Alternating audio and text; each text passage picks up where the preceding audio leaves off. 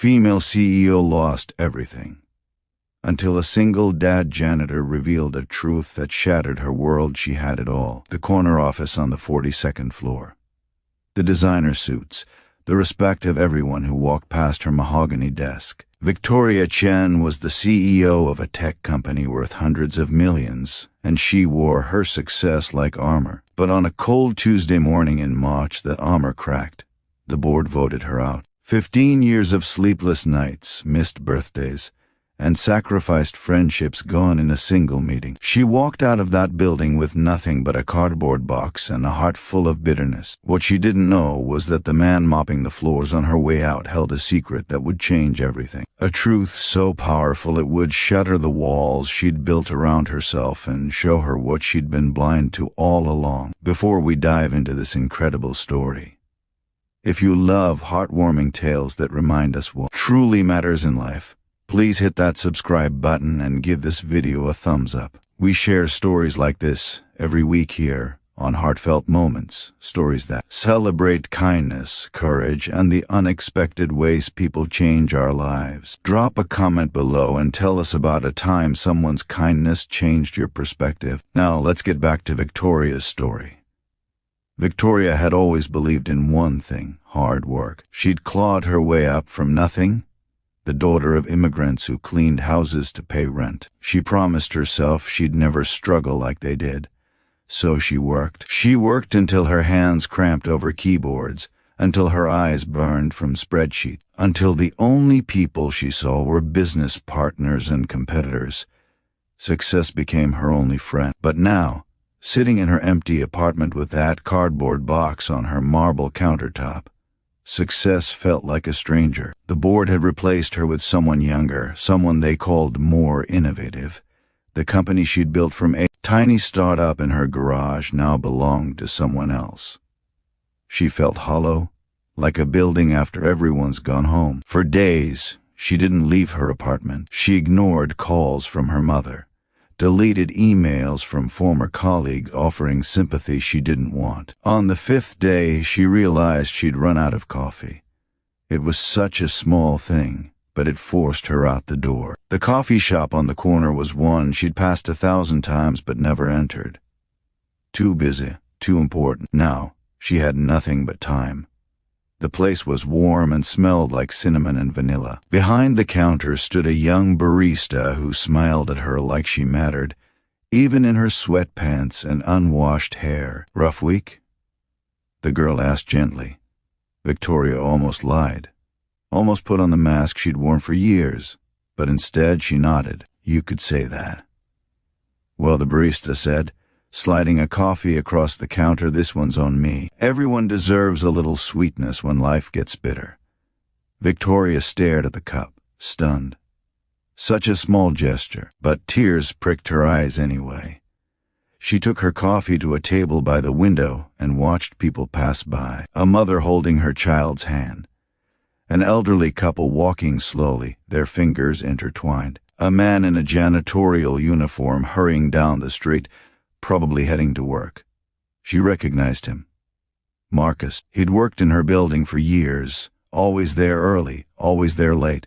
She'd never spoken to him beyond a polite nod. The next morning, curiosity pulled her back to that coffee shop, and the next. It became her routine. Slowly, she started noticing things.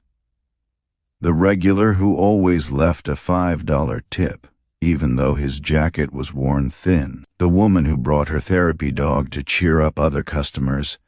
The teenager who held the door for everyone, every single time. One rainy afternoon, Marcus walked in. He was soaked, his uniform dripping. Victoria washed as he ordered a small black coffee, the cheapest thing on the menu, and counted out exact change from his pocket. She don't know what made her do it. Maybe it was the barista's earlier kindness echoing in her mind. But she approached him. "Marcus, right? We worked in the same building." He looked surprised but smiled.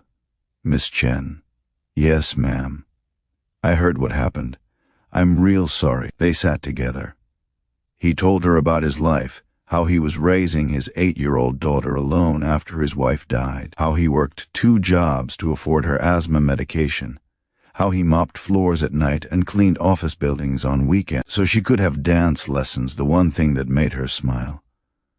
Victoria felt something crack inside her chest. "I never knew," she whispered. "All those years I never asked." Marcus shrugged kindly. "You were busy, that's how it goes." Then he said something that stopped her heart. "You know, Miss Chen, I always appreciated working in your building. You were one of the good ones." "What do you mean?" "You never treated us like we were invisible. Some executives, they look right through the cleaning staff. But you always said good morning. Always said thank you. My daughter asked me once what I did for work, and I told her I helped keep a place running where good people did important things. I told her about you, how you worked harder than anyone I'd ever seen." Victoria's eyes filled with tears. "I lost everything, Marcus." He shook his head slowly. "No, ma'am. You lost a job. That's not everything." Over the following weeks, something shifted in Victoria. She started volunteering at her local community center, teaching business skills to people trying to start their own ventures. She reconnected with her parents, apologizing for all the missed dinners. She showed up, really showed up, for people. And one day, Marcus invited her to his daughter's dance recital. Victoria sat in a crowded elementary school auditorium watching a little girl in a glittery costume spin across the stage, and she felt something she hadn't felt in years. Joy. Pure, uncomplicated joy.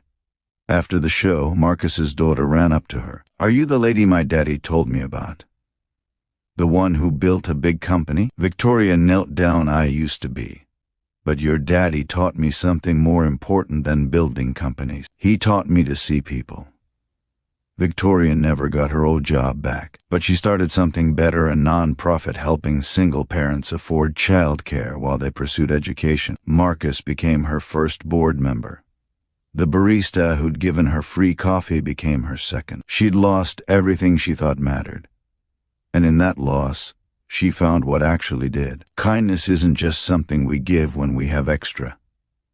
It's what saves us when we have nothing left. And sometimes the people we overlook hold the truth we need most.